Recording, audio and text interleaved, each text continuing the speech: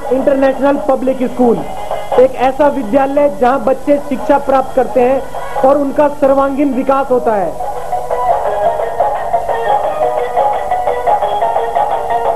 यहाँ पढ़ाई के अलावा खेलकूद, योगा, कंप्यूटर शिक्षा, मनोरंजन के लिए झूले तथा स्काउट गाइड भी सिखाई जाती है।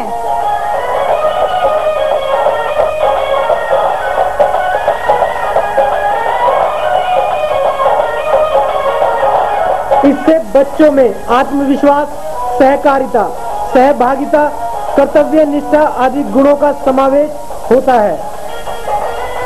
यहाँ हिंदी, अंग्रेजी माध्यम से शिक्षा के साथ साथ बच्चों को लाने व ले जाने के लिए यातायात सुविधा भी उपलब्ध है। यहाँ NCERT और CBSE दोनों ही पाठ्यक्रम पढ़ाए जाते हैं। नर्सरी कक्षा में दाखिला free.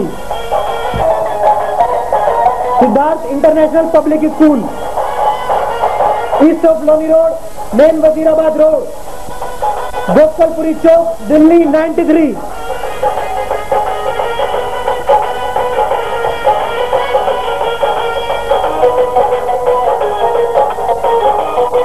Telephone number 228111 783 2281।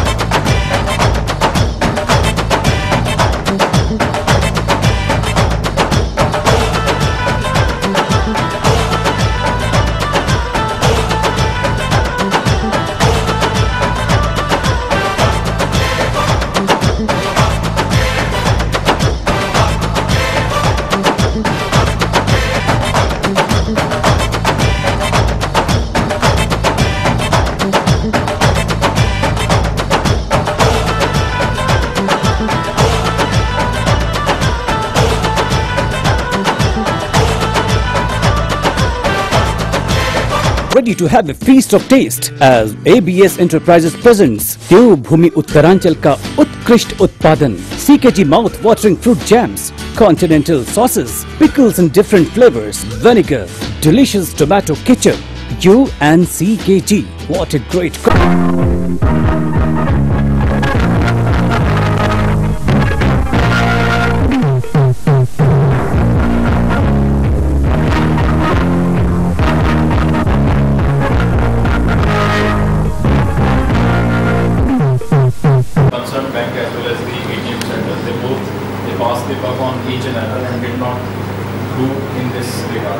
Later on he went to the police. Even the police were very passive and the FIR was not registered. So he approached our authority and later on and the case was assigned to me. It is on the right track now. What offences do you actually find could have been committed? So, regarding the IPC, it may be 420, whether the concerned bank officials, they were of the know of the fact that his amount could be, because he is an illiterate person, he hardly uses his ATM card, and it could be breach of trust as well on part of the bank officers, and simultaneously the IT Act may be attracted, that his ATM card, maybe it was cloned. And identity that's the word we need. Yeah. Identity. The identity was stolen. Somebody managed to use my identity, take my money out. So that's one example. Anybody else who's had an example, maybe a personal bad experience of losing money while doing the online transaction. But they get a slip saying that the transaction has not gone through, but you get a message on your phone saying that yes, the transaction has gone through. It's only later on that the banks usually, at least the public sector banks, we don't debit the money twice. It's only debited once. Now, the reality of today is that we are all living in two worlds. I'm pretty sure that the majority of you would have WhatsApp and Facebook on your phone. We are living in two worlds. First is what we call as the brick and mortar world, the brick, mortar, cement world. The other is the virtual world, which is made up of computers, computer networks. While the first world is comparatively safe, the virtual world is very unsafe. And there are reasons for that. Why? Because in the real world, it's partly man-made, it's partly nature-made, and the virtual world is completely man-made, and that makes it really, really dangerous. Now, the reality of today is that we are all living in two worlds. I'm pretty sure that the majority of you would have WhatsApp and Facebook on your phone. We are living in two worlds. First is what we call as the brick and mortar world, which is made up of computers, computer networks. The other is the virtual world, which is made up of the element of risk is higher. I'll give you a simple example. 30 years back, if you wanted to do a bank transaction, you went to a bank. You had a manual passbook in which a manual entry was made, your money was debited. Immediately you could see that yes, I had 1 lakh in my account, I have taken 10,000 back, now it is 90,000 and 10,000 I have got. So you didn't have a problem. In contrast to that, and even when you went to a bank and you want to withdraw money, you never told anyone, come in my Google account, we'll talk about Delhi to Kuala Lumpur flights. Because suddenly Google knows that I am planning to travel to Kuala Lumpur, and so it will give me ads accordingly. Now that choice they give, of course, when you open an account, but most probably what happens is, these are called click wrap contracts. So when you want to immediately open your email account, you just see, yes, I agree. You don't even bother to read whether what is the stipulation there. How are they going to use the information available in the account? So the point I was emphasizing was that when you compare the virtual world with the real world, in the real world, yes, by virtue of your human instinct, you are wiser, you are sharper, you usually know the threats. Whereas in the virtual world, the human instinct is of no value because you really don't know where the threat is coming from. And two, given the way we function in the virtual world, we don't even take as many precautions. We are most agreeable to the idea of I agree. I ask you very frankly, has anyone of you have read the new WhatsApp policy? I hope you know it's been referred by the Supreme Court to a constitutional bench now. And Delhi High Court had even passed it. In 2016, suddenly WhatsApp decided that not even an actual consent, a TV consent. Within 1 month, I don't go and click there, then it's assumed that yes, I am happy that my information can be passed. This is totally fine. And Delhi High Court, if you read to that bill, actually says nothing. There's nothing wrong with this because WhatsApp is a voluntary engagement. आपको नहीं पसंद है छोड़ दीजिए. नहीं पसंद आया छोड़ दीजिए. That's the import of that. It's not to the Supreme Court because some ये लिखने के बावजूद भी Delhi High Court issued some guidelines to WhatsApp and Facebook, which they challenge the Supreme Court. But that's the reality of it. That in contrast to the real world, the virtual world is fraught with dangers, fraught with risks. Naturally, people lose money. There are multiple ways. Has to, but litigation shall not be done anything less than by an inside fund, which complicates problems for us. Now, if I choose to take cognizance, then I say I'll demand it back. Probably ask for 173 and say, "Will you please hold on investigation and come to some conclusion?"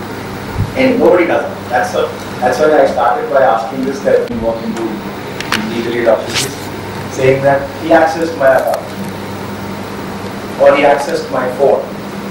He used to read my WhatsApp messages. There he read something. That unauthorized access also is provided there is a password on the phone. If there is no password, then there is no unauthorized access. There is a password on the phone, and if he's got access, and it's an offense punishable under the IT Act with 3 years, 5 lakhs, that option. So, hacking is something which, if you really look into, is happening rampantly. Just that we find it so innocuous. It's a छोटी सी बात करते हैं कि we don't want to pursue it in the information technology.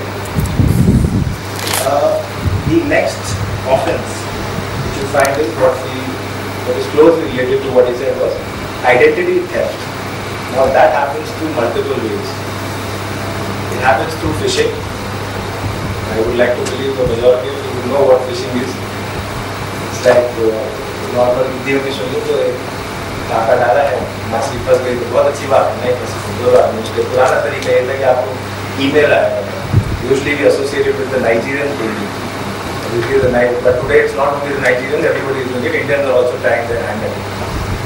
I know this because as an magistrate of Safdarjung police station, we had a case where a lady at Safdarjung photograph on is it that is pornography 64 to 66E.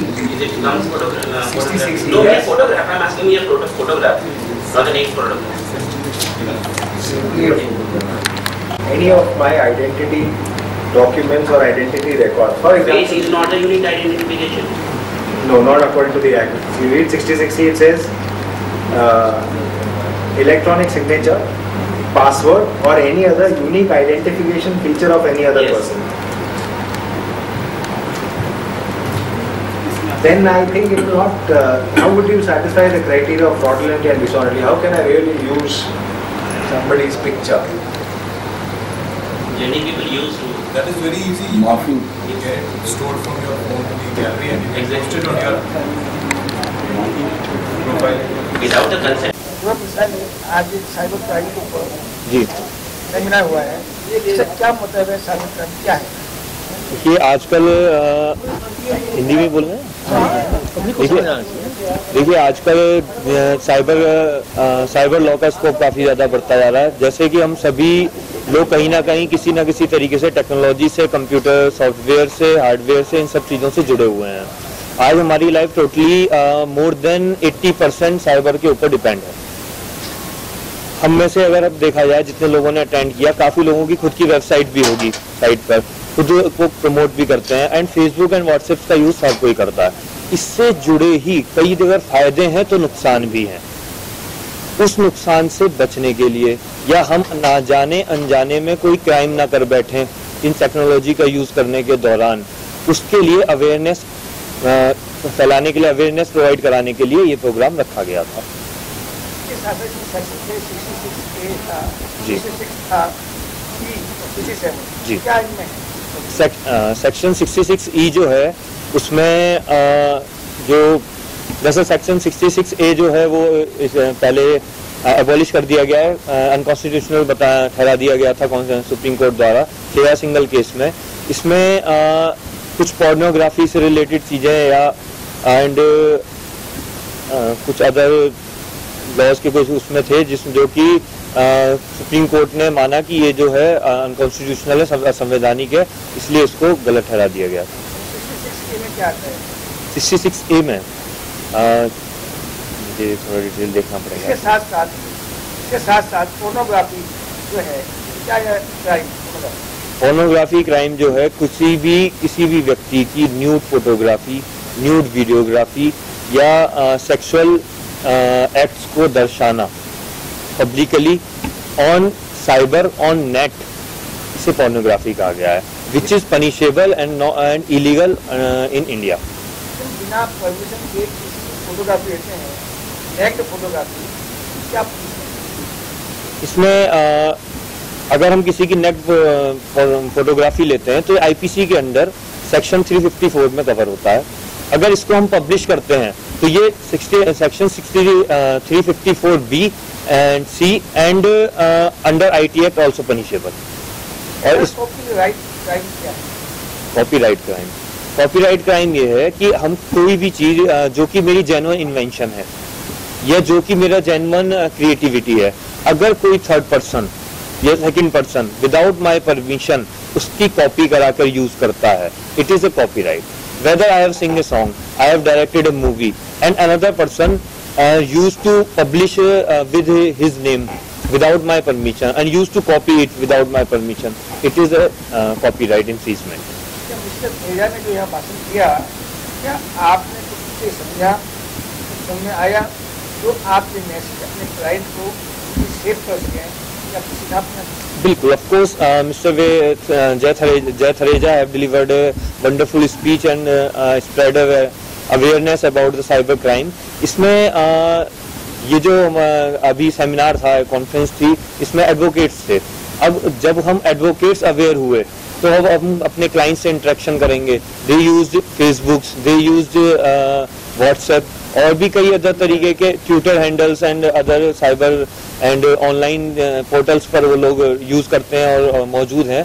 उनको हम लोग समझाएंगे कि किस तरह से इससे बचा जा सकता है, कौन से एक्ट लीगल हैं, कौन से एक्ट इलीगल हैं, क्या उन्हें करना चाहिए और किस चीज को अवॉइड करना चाहिए, और अगर वो किसी व्यक्ति को ऐसा करते हुए देख रहे हैं तो वो क्या एक्शन ले सकते हैं, क्या कानून में उन्हें अधिकार दिए गए हैं, और यदि वो लोग स्वयं ना कर पाए तो हमारे पास आए, हम उसको उनको न्याय दिलाएंगे। इसके साथ आप जैसे जब एडवोकेट हैं यहाँ पर जो नए आए हैं, क्या उनके लिए कुछ प्रोविजन होनी चाहिए कोर्ट के अंदर? क्या उनको जैसे प्रैक्टिस नहीं स्टार्ट की है, सुनने वाले 5,000 रुपये उनको दिया जाएगा, क्या ऐसा प्रोविजन होना चाहिए एडवोकेट के लिए? ऑफकोर्स, बिकॉज अगर कोई व्यक्ति LLB तुरंत करके पास आउट करके आ रहा है और वो प्रैक्टिस में अपना आगे फ्यूचर से सिक्योर चाहता है, फ्यूचर बनाना चाहता है, तो actually we have used to see that कि वो किसी ना किसी सीनियर के पास इंडल्ज होता है, ठीक है, फिर वो अपना प्रैक्टिस करता है, तो स्टार्टिंग में उसे एंड हर एडवोकेट जो है उसे इस तरीके के स्टाइपेंड प्रोवाइड कराने में एलिजिबल नहीं है कि वो उसको या कैपेबल नहीं है कि उसका खर्चा भी निकल पाए। तो अगर बार काउंसिल ऑफ इंडिया अगर इस चीज़ की रेस्पॉन्सिबिलिटी उठाए तो it will be better for all the new commerce who enter in this profession. आप जैसे सीनियर एडवोकेट हैं, इसलिए आगे बढ़ेंगे, सहायता हो सके जो न्यू कमर है। Of course we are ready to help them always whatever we are capable for it. अपना लॉ ख़त्म करके नए कंप्लीट करके जो नए एंटर करते हैं इस प्रोफेशन में, उन लोगों को के लिए बार काउंसिल से मेरी अपील है कि ट्रेनिंग सेशन या court practice training session free of cost organise कराए, जिससे उन लोगों को हेल्प मिले और वह जल्दी ही एक अच्छी प्रैक्टिस के लिए तैयार हो। सर एक क्वेश्चन हुआ है जो आपने बात छेड़ दी है, जब नया एडवोकेट रजिस्ट्रेशन होता है उससे 11-12 हज़ार रुपये जमा हो जाते हैं, उसके बाद उसका पेपर होता है कि 2 साल के बाद परमानेंट एडवोकेट बनेगा।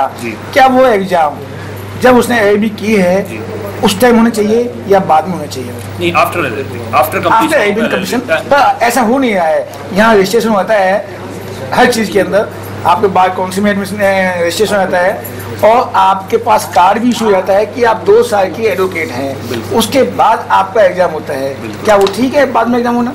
यदि बच्चा कोई पास नहीं हुआ तो उसको 6 चांस दिए जाते हैं।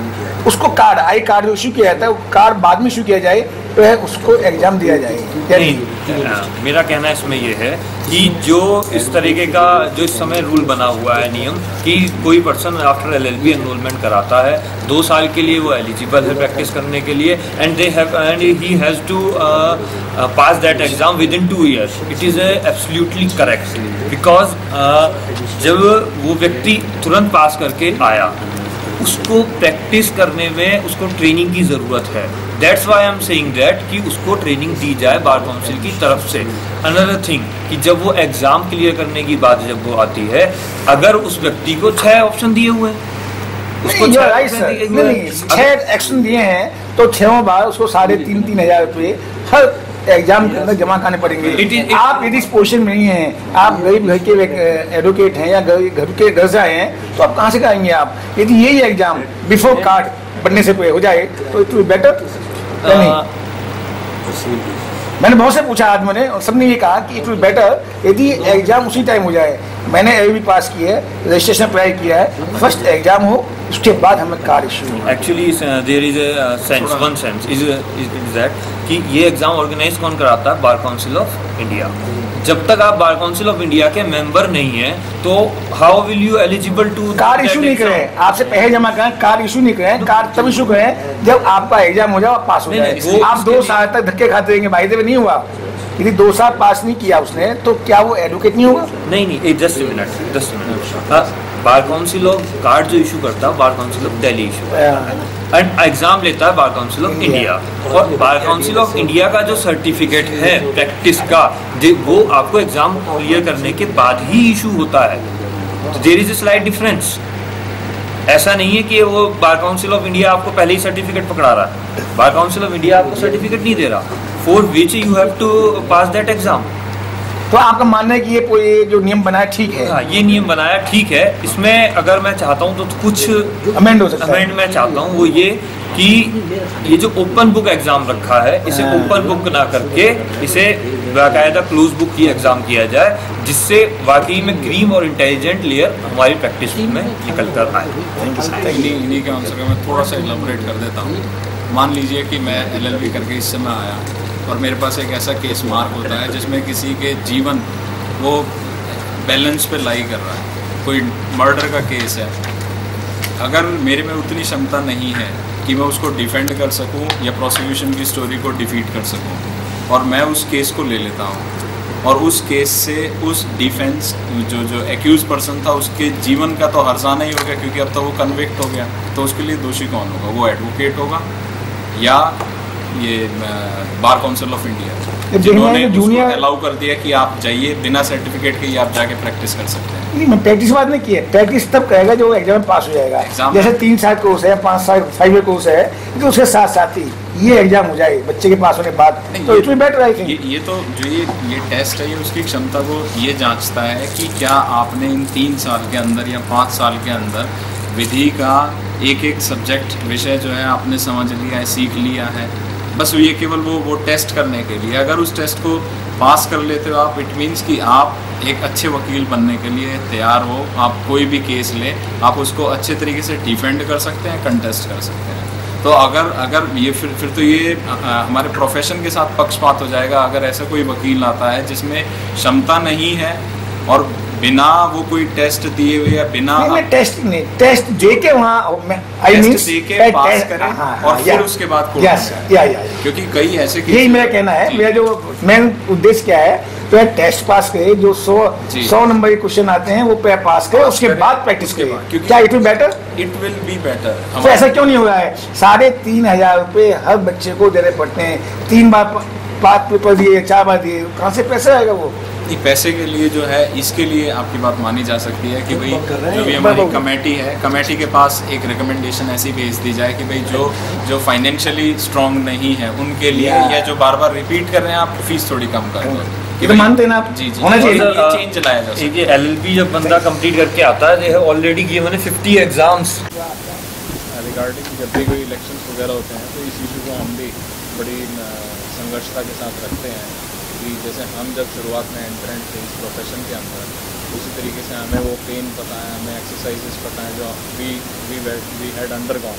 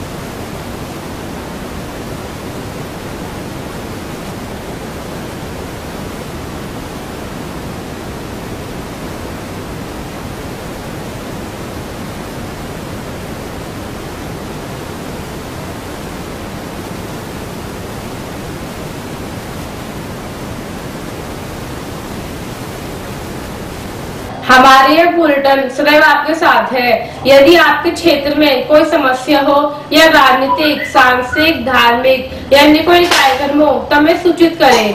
हमारा फोन नंबर है 2211-0638, 2212-0637, 9810721848, 9818-70152।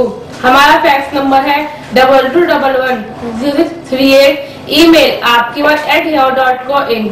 हमारी वेबसाइट है www.delhi8pm.com। हमारा आज का ये बुलेटिन यहीं समाप्त होता है। फिर मिलेंगे, तब तक के लिए नमस्कार। हमारा पता है 198/1 श्री राम नगर, शाहदरा, दिल्ली 32।